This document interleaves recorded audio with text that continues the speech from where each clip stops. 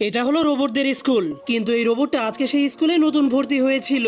এরপর সে ক্লাসে গেলেই টিচার তাদেরকে বোর্ডের মধ্যে অনেক কঠিন একটা অঙ্ক করতে দেয়। তখন বাকি সব রোবটগুলো সহজেই সেই প্রশ্নটার উত্তর দিয়ে দেয়, কিন্তু এই নতুন রোবটটা সেই প্রশ্নটার উত্তর দিতে অনেক দেরি করছিল। এরপর সে উত্তরটা দিলেই তার উত্তরটা ভুল হয়ে যায়, এজন্য তার মনটা অনেক খারাপ হয়ে যায়। এরপর পিটি করার সময় তাদের স্কুলে একটা খেলার আয়োজন করা হয়। তাদের খেলাটা হলো একটা ঝুড়ির মধ্যে দূর থেকে বল ফেলা। তখন সবগুলো রোবট সহজেই সেই খেলাটাতে জিতে যায়, কিন্তু সেই নতুন রোবটটা বলটাকে মারলে বলটা ঝুড়ির কাছেও পৌঁছাতে পারে না। এরপর তারা সবাই একটা দৌড় প্রতিযোগিতা করার জন্য রেডি হয়ে যায়, যেখানে জিততে হলে সবগুলো রোবটকে বালতি ভর্তি পানি নিয়ে সবার আগে ফিনিশ লাইনে পৌঁছাতে হবে। কিন্তু সেই নতুন রোবটটার স্পিড অনেক কম হওয়ার কারণে সে বালতির পানিগুলো নিয়ে নিচে পড়ে যায়। তার আজকের দিনটা এত খারাপ হওয়ার কারণে সে অনেক মন খারাপ করে বসে বসে বল মারার প্র্যাকটিস করছিল।